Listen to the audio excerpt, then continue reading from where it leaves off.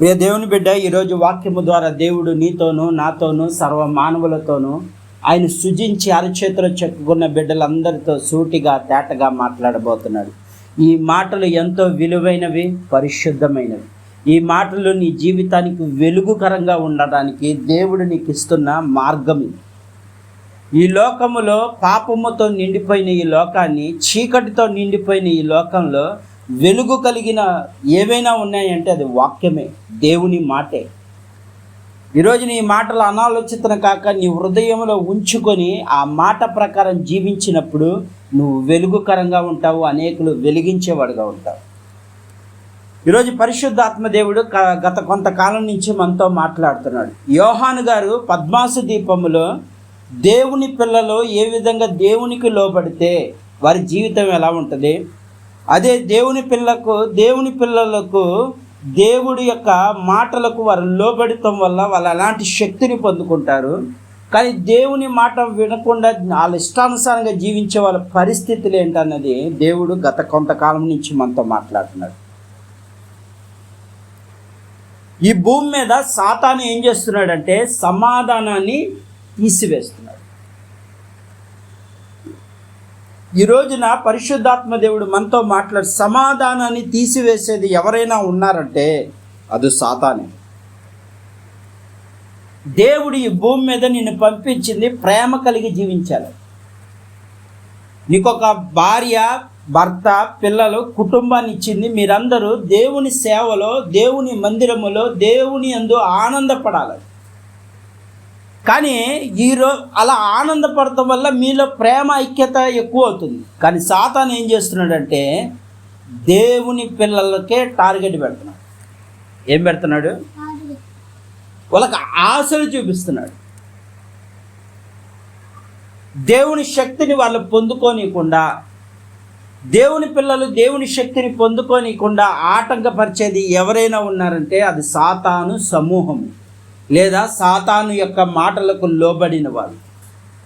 నీ చుట్టూ ఉండి నిన్ను వేధించేవారుగా తయారయ్యారు.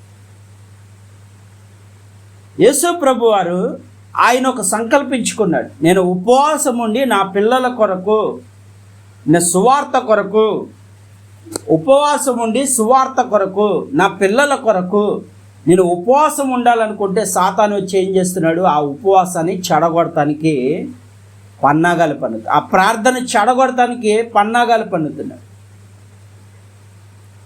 నువ్వు దేవుని యందు మనస్ఫూర్తిగా ఉన్నప్పుడు, దేవుని ప్రేమను నువ్వు రుచి చూస్తున్నప్పుడు నీ మీద అటాకులు జరుగుతున్నాయి. కానీ నువ్వు భయపడద్దు, ఎందుకంటే వాడి అటాకులు చేసే మనస్తత్వం ఉంటుంది, కానీ దాన్ని ఎదిరించగలిగిన శక్తి కలిగిన దేవుడు నీ మధ్యలో ఉన్నాడు. ఈరోజు వాక్యము ద్వారా దేవుడు ఎందుకు ఈ భూమి మీద మనిషికి శక్తినివ్వాలనుకుంటున్నాడంటే నీవు ఆషామాషి వ్యక్తివి కాదు, నువ్వు దేవుని మాటను ప్రచారం చేసేవాడిగా ఉండాలి. సాతాను బంధకాల్లో చిక్కుపోయి, తాగుడనే వ్యసనాల్లో చిక్కుపోయి, వ్యభిచారం అనే వ్యసనాల్లో చిక్కుకుపోయి, వ్యసనము అనగా వాడు లోబడిచే మనుషులు ఆ సంఖ్యలు బంధకాల్లో ఉన్న వారిని విడిపించగలిగేది ఒకే ఒక్క మాట, దేవుని మాట. అంటే దేవుడు నీకు ఆ నోరిచ్చింది నువ్వు బూతులు మాట్లాడటానికి కాదు, ఆ నోరిచ్చింది నువ్వు వాళ్ళని వీళ్ళని తిడటానికి కాదు, ఆ నోరిచ్చింది నీకు ఆ నోటి మాట ఎందుకు ఇచ్చాడంటే ఆయన గురించి సువార్త ప్రకటించడానికి.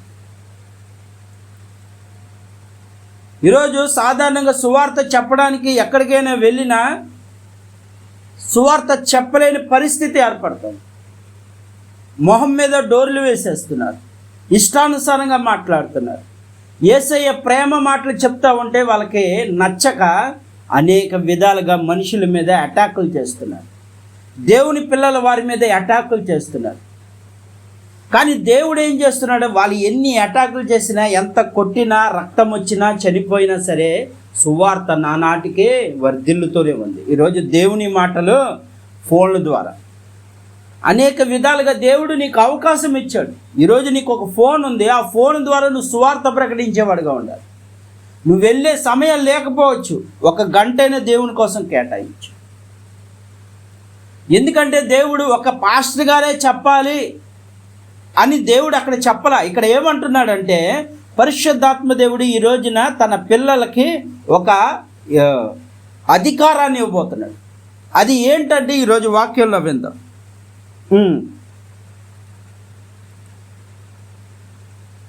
6వ వచనంలోనే కింద, ఆయన మనలను తన తండ్రియగు దేవునికి ఒక రాజ్యముగాను యాజకులుగా చేశాడు. ఏం చేశాడు? యాజకుడు అనగా ఒక సేవకుడు. ఇప్పుడు దేవుని పిల్లలు దేవునికి మాత్రమే లోబడుతున్నారంటే వాళ్ళెవరు? గొప్ప సేవకులు. సేవ అంటే పెద్ద పెద్ద ఇదే పెడతాము కాదు. నీకు దేవుడిచ్చిన ప్రతి తలంపును దేవుని కోసం వాడబడతావు చూడు, అదే సేవ. అందుకే దేవుడు ఏమంటున్నాడని, నా పిల్లలకు నేను బలాన్ని ఇస్తున్నా. ఏ బలము? సాతాను ఎదిరించగలిగిన బలం ఏదైనా ఉందంటే ఈ పరిశుద్ధ గ్రంథాన్ని ధ్యానించేవాడే ఎదిరించగలుగుతాడు. ఈ పరిశుద్ధ గ్రంథాన్ని ఎవరైతే ధ్యానిస్తున్నారో, ఈ పరిశుద్ధ గ్రంథాన్ని ఎవరైతే వాళ్ళ హృదయంలో నాటుకొని ఆ మాటల ప్రకారం జీవిస్తున్నారో సాతాను నువ్వు ఎదిరించగలుగుతావు.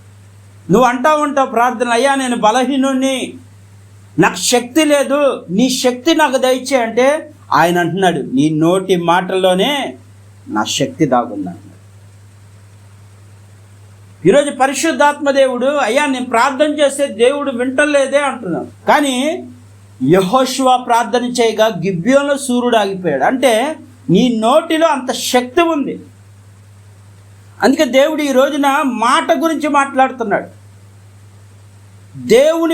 దేవుడు ఆకాశము కలుగును గాక అని ఒక్కసారి అనగానే ఆకాశం కలిగింది. భూమి కలుగును గాక అన్న ఒక్క మాటతోనే సమస్తం సృష్టించబడింది. ఆయన ఎవరు? మనకి తండ్రి. ఎవరు? ఆయన మనకు తండ్రి అయి ఉన్నాడు. ఆ తండ్రికి అంత శక్తి ఉండే తన పిల్లలకు కూడా ఎంత శక్తి ఉంటుందో ఒకసారి ఆలోచించారు. ఈరోజున అదే చెప్తున్నా. ఆ శక్తి నువ్వు పొందుకోకుండా చేయాలనే ఈ రోజున సాతాను నీ మీద టార్గెట్లు చేస్తున్నావు. నువ్వు దేవునికి దగ్గర అయిపోతుంటే నువ్వు శక్తిని పొందుకుంటావు. నువ్వు దేవుని గురించి సువార్త చెప్తావు, దేవుని గురించి నువ్వు మాట్లాడతావు. నువ్వు దేవుని గురించి మాట్లాడతావు, వాడికి ఇష్టం లేదు కాబట్టి నీకు ఆశలు చూపుతూ ఉంటాడు. మొట్టమొదటిగా డబ్బును చూపిస్తూ ఉంటాడు. ధనం ఈ విధంగా సంపాదించుకో, ఇదిగో నీ కుటుంబాన్ని పోషించుకో అని చెప్తూ దేవుని మందిరాన్ని నిర్లక్ష్యం చేసేస్తున్నావు. రెండోది ఆరోగ్యం మీద కొడుతున్నాడు. నువ్వు ఆరోగ్యంగా ఉన్నప్పుడు దేవుడి మందిరానికి వెళ్ళలేదు, అనారోగ్యంగా ఉన్నప్పుడు మంచం మీద కూర్చున్నప్పుడు నువ్వు వెళ్ళాలనుకున్నా వెళ్ళలేని స్థితి. ఈ విధంగా టార్గెట్లు చేస్తూ ఉంటాడు. ఒకవేళ వాటిని అన్నిటినీ ఎదిరించుకొని దేవుని కొరకు నువ్వు నిలబడితే అప్పుడు ఎవరి మీద టార్గెట్ పెడితే ఇంట్లో పెడతాడు గొడవ. నీ మనశ్శాంతిని తీసేయాలని ఇంటి వారితోనే పెనుగులాడేలా చేస్తాడు. అందుకే దేవుడు ఏమంటున్నాడంటే, సాతాను ఏం చేస్తున్నాడంటే మొట్టమొదటగా బయటి వారితో మనకు సమాధానం లేకుండా చేస్తున్నాడు. రెండోది మనం చేసే పనిలో సమాధానం లేకుండా చేస్తున్నాడు. మూడోది తన పిల్లలతో సమాధానం లేకుండా చేస్తున్నాడు. ఎన్ని విధాలుగా వాడు వేస్తుంది ఏంటంటే దేవుని సమాధానం నీకు ఉండకూడదు. దేవుడితో నువ్వు గడిపితే సమాధానం పొందుకుంటావు, నువ్వు శక్తిని పొందుకుంటావు, నువ్వు బలాన్ని పొందుకుంటావు. అందుకే దేవుడు ఏమంటున్నాడంటే, నీ నోరు యాజకుడి నోరు. ఏమంటున్నాడు? నీ నోరు యాజకుడు. అంటే నువ్వు ఒక సేవకుడివి. ఒక పాస్టర్ గారు ప్రార్థన చేస్తే కాదు, నువ్వు ప్రార్థన చేస్తేనే త్వరగా అద్భుతాలు జరుగుతాయి. సేవకుని గౌరవించడంలో తప్పు లేదు, కానీ ఎందుకంటే నిన్ను వల్ల నీ పొరుగువారిని ప్రేమించమన్నాడు. సేవకుని ప్రేమించు, కానీ దేవుని ఇంకెక్కువగా ప్రేమించు. నువ్వు దేవుని ఎక్కువగా ప్రేమిస్తే దేవుని వాక్యానికి ఇష్టపడతావు. ఇప్పుడు ఎవరైనా నువ్వు అమ్మని ప్రేమించావు అనుకో, అమ్మ అంటే ఎంతో ఇష్టం, అమ్మ వచ్చేదాకా నువ్వు ఎదురు చూస్తూ ఉంటావు. అదే నాన్న ప్రేమించావు అనుకో, నాన్న